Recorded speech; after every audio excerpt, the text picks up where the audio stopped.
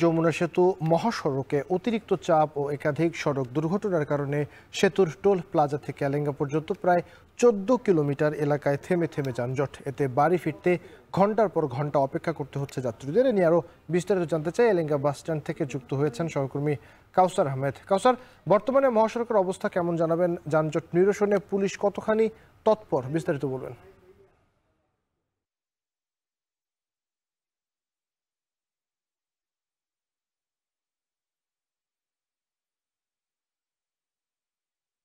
রয়েছে। এতে করে ঘরমুখী মানুষের চরম ভোগান্তি পোহাতে হচ্ছে। রাত পোহালেই ঈদ, আর এই ঈদকে ঘিরে এই রাতেও কিন্তু বিভিন্ন পয়েন্টে ঘরমুখী মানুষের আমরা ভিড় লক্ষ্য করেছি।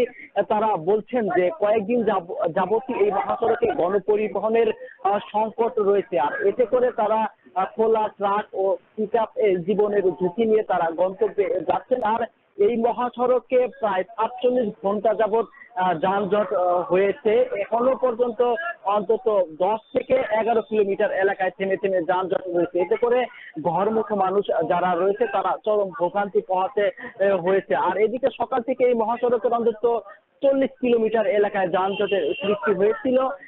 রাত যতই হচ্ছে এই মহাসড়কের চাপ অনেকটাই কমছে এবং যানজট কমেছে। যখন আমরা দেখেছি দুপুর ও বিকেলে আমরা লক্ষ্য করেছি যে এই মহাসড়কে ঢাকা থেকে যারা এসেছেন তাদের ১৫ থেকে ১৮ ঘন্টা অপেক্ষা করতে হয়েছে। তারা বলছেন যে এই প্রচন্ড রোদ ও ভ্যাপসা গরমে তাদের খুব কষ্ট হয়েছে। বিশেষ করে শিশু ও বৃদ্ধ যারা রয়েছেন তাদের চরম ভোগান্তি পোহাতে হয়েছে। আর এছাড়াও আমরা দেখেছি এই প্রচন্ড গরমে অনেকেই অসুস্থ হয়ে পড়েছেন, আবার অনেকেই কিন্তু এই তারা উত্তরাঞ্চলে না গিয়ে আবার ঢাকায় ফেরত গিয়েছেন। তারা বলছিলেন যে যে দুর্ভোগ, এই দুর্ভোগ তাদের সহ্য হচ্ছে না, যে কারণে তারা অন্য একটি গাড়িতে করে তারা ঢাকায় গিয়েছেন। কারণ ঢাকা টাঙ্গাইল মহাসড়কের উত্তরবঙ্গের মুখে লেনে যানজট থাকে, লেনে স্বাভাবিক ছিল, যে কারণে তারা ঢাকায় ফিরে গিয়েছে। আর এছাড়াও এই মহাসড়কে আমি লক্ষ্য করেছি যে গেল রাত ১২টা পর্যন্ত গত ২৪ ঘন্টায় এই মহাসড়কে প্রায় ৬৪,২০০-র অধিক যানবাহন পারাপার হয়েছে, যা স্বাভাবিক সময়ের চেয়ে ৩ গুণেরও বেশি।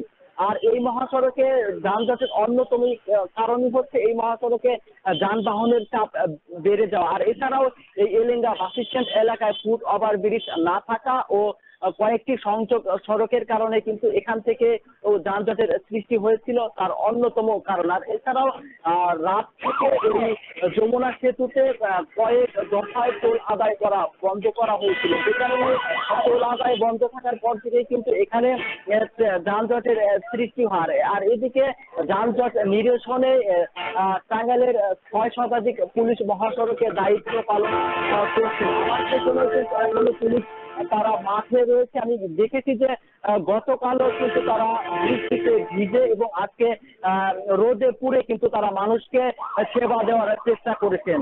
আর এছাড়াও যমুনা সেতুর যিনি নির্বাহী তিনি জানিয়েছেন যে স্বাভাবিক সময়ে তারা উভয় ১৮টি বুথে টোল আদায় করলো। ঈদ ঘিরে আলাদা মোটরসাইকেলের লেন সহ ১৮টি বুথে টোল আদায় করছে। তবে অতিরিক্ত যানবাহনের কারণেই এই যানজটের সৃষ্টি হয়েছিল। তবে রাত যতই বাড়ছে যানবাহনের চাপ ততটাই কমছে। তো আর এই ছিল আমার কাছে ঢাকা টাঙ্গাইল মহাসড়কের সবশেষ তথ্য।